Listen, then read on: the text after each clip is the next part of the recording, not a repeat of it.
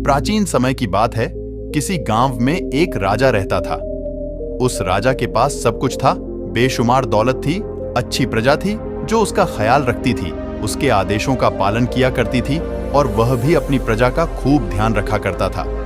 उन्हें कभी किसी चीज की कोई कमी महसूस नहीं होने देता था।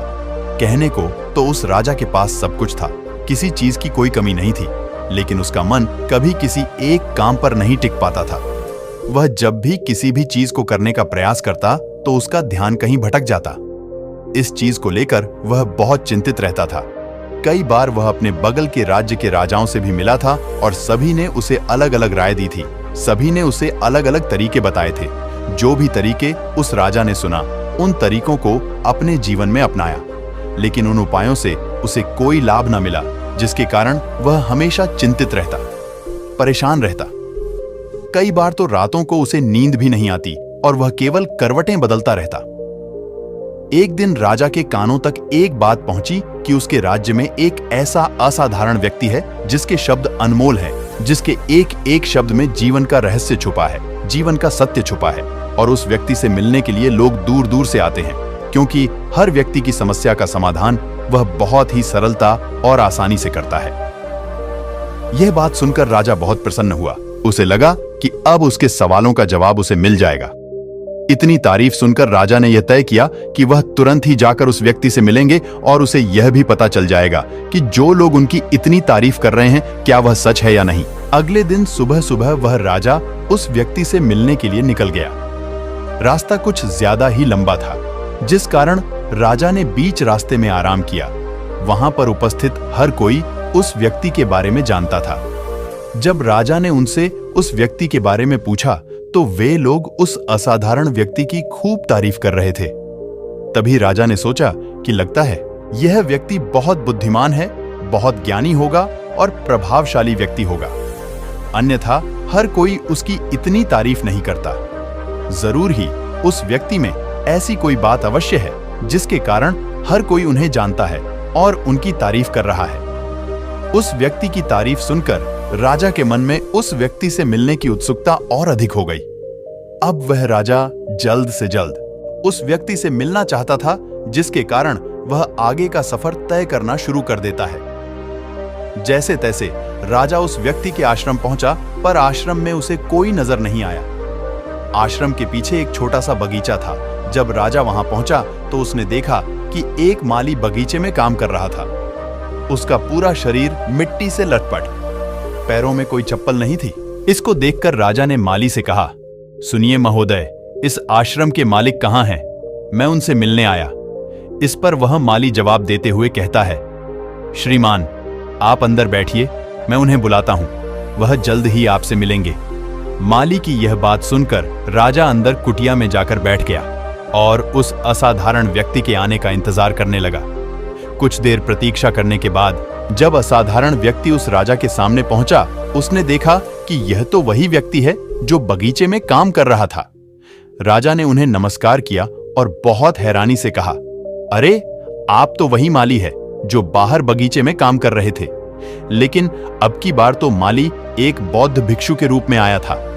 तभी बौद्ध भिक्षु राजा से कहते हैं, राजन मेरा मजाक माफ कीजिए, मैं बगीचे में छोटा सा काम कर रहा था, मैं ही यहाँ का माली हूँ और मैं ही वह असाधारण व्यक्ति हूँ जिससे आप यहाँ इतनी दूर मिलने आए। कृपया करके अपने आने का कारण बताएं। इस पर राजा उन बौद्ध भिक्षु से कहता है, हे महाराज, मैंने सुना है कि आप जैसा व्यक्ति इस पूरे राज्य में नहीं है। मैंने आपकी तारीफ सुनी है, मैंने आपके बारे में कई सारी अच्छी बातें सुनी हैं। मैंने यह भी सुना है कि आपके पास जो भी अपनी समस्या लेकर आता है उसकी समस्या का समाधान आप अवश्य करते हैं। इसी कारणवश मैं आज आपसे यहाँ पर मिलने आया हूँ और मैं आपसे उपदेश सुनना चाहता हूँ। लेकिन मेरे मन में एक शंका है। इस पर बौद्ध भिक्षु राजा से कहते हैं, कैसी शंका? इस पर राजा कहता है, मैंने बहुत से विद्वानों को देखा है, बहुत से ज्ञानियों को देखा है। वे जब भी चलते हैं तो उनके पास तरह तरह की ज्ञान की किताबें होती हैं। उनके पास ऐसा कोई ना कोई संकेत जरूर नजर आता है जिससे यह पता चल सकता है कि वे लोग ज्ञानी हैं। लेकिन आपके पास तो ना कोई ध्यान की किताबें हैं और ना ही कोई ऐसी कला के संकेत आप में नजर आ रहे हैं। लेकिन उसके बावजूद आप बहुत शांत नजर आ रहे हैं। क्या आप मुझे इसका रहस्य बता सकते हैं? इस पर बौद्ध भिक्षु मुस्कुराने लगे और राजा से कहते हैं, मेरा ज्ञान तो इस संस्कार में प्रकृति के रूप में हर जगह है। मैं अपना ज्ञान जीवन की सरल और साधारण वस्तुओं से ही लेता हूं। पर महाराज, आप यहां किस समस्या को लेकर परेशान हैं? कृपया आप मुझे आपके यहां आने का कारण समझाएं। इस पर राजा कहते हैं, गुरुवर, मेरे यहां आने का कारण यह है कि मैं किसी भी काम को लेकर लंबे समय तक उसी कार्य पर अपना ध्यान नहीं लगा पाता। मैं कुछ ही देर में उस कार्य से भटक जाता हूं। कृपया कर मुझे अपने इस समस्या का समाधान बताएं। मैं इस बात से काफी चिंतित हूं। बौद्ध भिक्षु ने राजा की चिंता को समझकर कहा, महाराज, आपकी समस्या मुझे समझ आ गई है। आप जिस कार्य पर ध्यान नहीं लगा पा रहे, उसके लिए मैं आपको एक उपाय बता सकता हूं, लेकिन आज आपको देर हो चुकी है। आप मुझे कल सुबह मिलिए। कल सुबह का समय ठीक रहेगा। कल सुबह जब आप मुझसे मिलेंगे तो मैं आपके सभी सवालों का जवाब आपको दे दूंगा। यह कहकर बौद्ध भिक्षु वापस अपने बगीचे में लौट गए और वह राजा भी वापस अपने महल लौट गया। लेकिन राजा को रात भर नींद नहीं आई। वह बस यही सोच में लगा था कि आखिर बौद्ध भिक्षु मुझे क्या बताने वाले हैं। वह तो मुझे एक साधारण से माली नजर आ रहे हैं, लेकिन जिस तरह से उनका मन शांत था, जिस तरह से वह शांत नजर आ रहे थे, यह बहुत आश्चर्य करने वाली बात है। रात भर राजा इन्हीं ख्यालों में खोया रहा। अगले दिन सुबह सूरज निकलने से ठीक पहले राजा उस आश्रम पर वापस पहुंचा। वहां पर बौद्ध भिक्षु पहले से ही उपस्थित थे। जैसे ही राजा वहां पहुंचा, उन बौद्ध भिक्षु ने एक पानी का छोटा सा जग उस राजा के हाथ में देता हुए कहते हैं, इसे लीजिए और पौधों पर धीरे धीरे पानी डालिए। और ऐसा करते करते ये आपके सामने पूरे 15 पौधे हैं। इन सभी पर आपको इसी प्रकार पानी डालते चले जाना है। लेकिन जब आप इस क्रिया को कर रहे होंगे तो उस वक्त मेरी एक बात का अवश्य ध्यान रखिएगा कि आपको इस दौरान कुछ और नहीं करना है, ना कुछ सोचना है और ना ही कहीं आपका ध्यान भटकना चाहिए। आप जब इन पौधों को पानी दे रहे होंगे तो आपका पूरा ध्यान केवल इन पौधों पर ही होना चाहिए। यदि इस बीच आपके मन में कोई विचार आए तो वहीं पर रुक जाइएगा और फिर दोबारा से पहले पौधे से पानी डालना शुरू कीजिएगा। और जब आप मेरी बात मानकर ठीक इसी प्रकार इन सभी 15 पौधों को पानी दे देंगे, तब आप मेरे पास आइएगा और मैं आपके सभी सवालों का जवाब आपको दे दूंगा। उस राजा ने आज तक ऐसा कोई काम नहीं किया था और राजा को यह काम बहुत छोटा सा लग रहा था। राजा पहली बार ऐसा कोई काम करने जा रहा था। उस पानी के जग से पहले पौधे पर बहुत ही ध्यानपूर्वक पानी दिया और फिर दूसरे पौधे की ओर आगे गया। दूसरे पौधे पर भी उसने ध्यानपूर्वक पानी दिया। फिर उसने तीसरे पौधे पर पानी देना शुरू किया ही था कि उसके मन में तरह तरह के विचार उत्पन्न होने लगे। उसे अपने महल का बगीचा याद आने लगा, जहां पर तरह तरह के फूल थे, तरह तरह के पौधे लगे हुए थे। तभी अचानक उस राजा को उन बौद्ध भिक्षु की बात याद आ गई। यदि मन में कोई भी विचार उत्पन्न हो तो उसे फिर से पहले पौधे से पानी देना शुरू करना होगा। तुरंत ही पहले पौधे के पास वापस पहुंचा और उसने फिर से पहले पौधे को पानी दिया। दूसरे पौधे को उसने फिर से ध्यानपूर्वक पानी दिया। जैसे ही वह तीसरे पौधे पर पहुंचा, उसके मन में फिर से कई तरह के विचार उत्पन्न होने। अब की बार यह सोच रहा था, पता नहीं मेरे बिना मेरे साम्राज्य में क्या हो रहा होगा। और अब की बार राजा को बहुत क्रोध आने लगा। उसने सोचा कि आखिर में यह छोटा सा कार्य क्यों नहीं कर पा रहा हूं। वह तुरंत ही फिर से पहले पौधे के पास पहुंचा। उसने अब की बार बहुत ध्यानपूर्वक पहले पौधे को पानी दिया, दूसरे पौधे को भी ध्यानपूर्वक पानी दिया। ऐसे करते करते अब की बार राजा करीबन 5 पौधों में बहुत ही ध्यानपूर्वक पानी दे चुका था। लेकिन अब की बार जैसे ही उसने छठे पौधे पर पानी देना शुरू किया, उस पानी को देखकर राजा के मन में नदी के विचार उत्पन्न होने लगे और राजा अब बहुत परेशान हो चुका था। जितनी बार वह पौधों को पानी देने का प्रयास करता है, हर बार वह असफल हो जाता। उसका मन उतना ही ज्यादा व्याकुल होता जाता और वह खुद पर क्रोधित हो जाता है। राजा यह बात बहुत अच्छी तरह से जानता था कि वह भिक्षु उसकी परीक्षा ले रहे हैं। वह बहुत बुद्धिमान था। इस कारण उसने उन बौद्ध भिक्षु के सभी नियमों का पालन करना जरूरी समझा। राजा जितनी बार भी कोशिश करता है, हर बार वह असफल हो जाता। उसका मन उतना ही ज्यादा व्याकुल होता जाता है, हमेशा खुद को किसी ना किसी विचार में उलझा हुआ पाता। ऐसे ही करते करते सुबह से शाम का वक्त हो चुका था, लेकिन अब तक वह राजा पूरे 15 पौधों में पानी नहीं दे पाया था। जब बौद्ध भिक्षु लौटकर शाम को वापस आश्रम लौटे तो उन्होंने देखा कि वह राजा थक हार कर बैठा हुआ है और तरह तरह की बातों में उलझा हुआ है। तभी बौद्ध भिक्षु राजा के पास पहुंचे और कहने लगे, हे राजन, मैं तुम्हारी ईमानदारी से बहुत खुश हूं। तुमने अपने कार्य को पूरे मन और लगन के साथ करने का पूरा प्रयास किया, इसलिए जो बात मैं तुम्हें बताने जा रहा हूं उसे बहुत ही ध्यानपूर्वक सुनना और समझने का प्रयास करना। जब हमारा मन विचारों से खाली हो जाता है तब उसमें मन का असली स्वरूप नजर आता है। तब साधारण से साधारण सा काम भी हमें ज्ञान और शांति देता है। इस पर राजा उन बौद्ध भिक्षु से कहता है, हे महाराज, पर यह कैसे संभव है? मैं तो जब भी कोई कार्य करता हूं तो मन में कई तरह के विचार उत्पन्न होते हैं और मैं उन विचारों में फंस कर रह जाता हूं और वहां से बाहर निकलने का कोई रास्ता मुझे नजर नहीं आता। तभी बौद्ध भिक्षु मुस्कुराने लगे और राजा से कहते हैं, हे राजन, तुम पौधों में पानी नहीं डाल रहे थे, तुम तो जल्दी जल्दी अपने इस कार्य को बस खत्म करना चाहते थे। तुम्हारे मन में तो यह विचार उत्पन्न हो रहा था कि तुम जल्दी से जल्दी इन 15 पौधों में पानी दे दो और उसके बाद तुम मुझसे मिल सको, मुझसे अपने प्रश्नों का उत्तर जान सको। किसी कारणवश यह कार्य तुम्हें बोझ सा प्रतीत हो रहा था, मानो मैंने तुम्हारे कंधों पर एक बोझ रख दिया हो, और यही कारण है कि तुम अपने आप को इस पल में रोक नहीं पाए। जब हमारे सामने रखा हुआ कार्य बोझ लगता है तो हम उसे बस जैसे तैसे खत्म करना चाहते हैं और उस काम को करते समय हम अपना पूरा ध्यान उस कार्य पर नहीं दे पाते।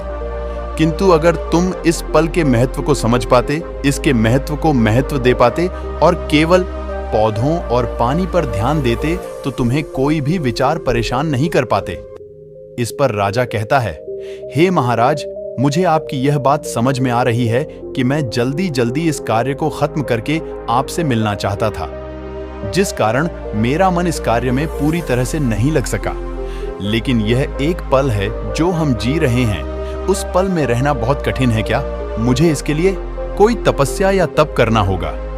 इस पर बौद्ध भिक्षु एक बार फिर मुस्कुराने लगे और राजा से कहते हैं, जिस शांत मन की तलाश तुम कर रहे हो वह शांत मन तो पहले से ही मौजूद है, वह तो पहले से ही तुम्हारे भीतर है। इसके लिए तुम्हें कहीं भी जाने की कोई आवश्यकता नहीं है और ना ही तुम्हें कहीं शांत जगह जाने की आवश्यकता है। इसके लिए कुछ जरूरी है तो वह है अपनी सांसों पर ध्यान देना। इसीलिए अपनी सांसों पर ध्यान देना सीखो। हम किस तरह से सांसें ले रहे हैं और किस तरह से त्याग रहे हैं, इस बात को देखने और समझने का प्रयास करें।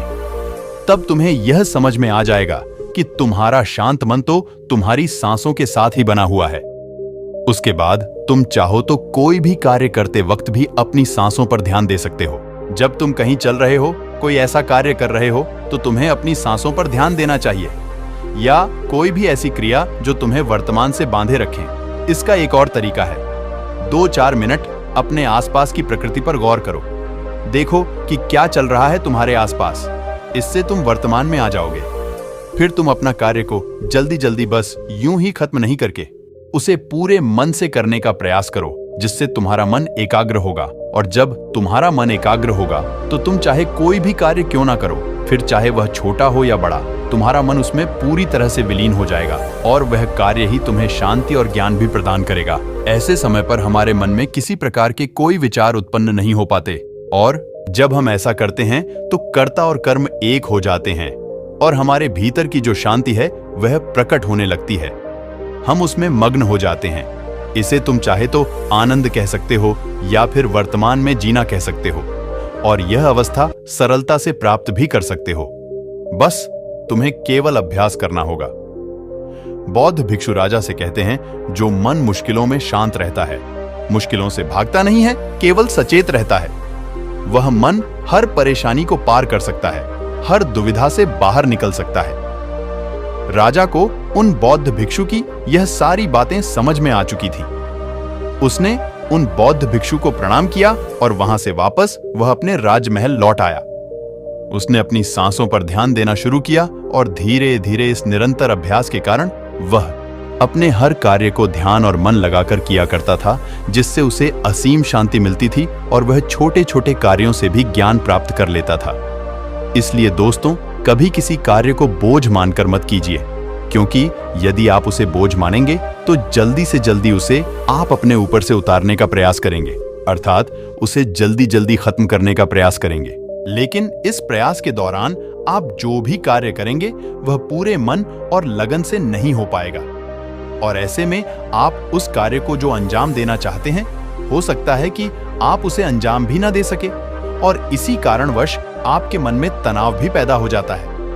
हम चिंतित रहने लगते हैं, परेशान रहने लगते हैं, क्योंकि जो अंजाम हम उस कार्य को देना चाहते थे, अंजाम हम उस कार्य को ना दे सके।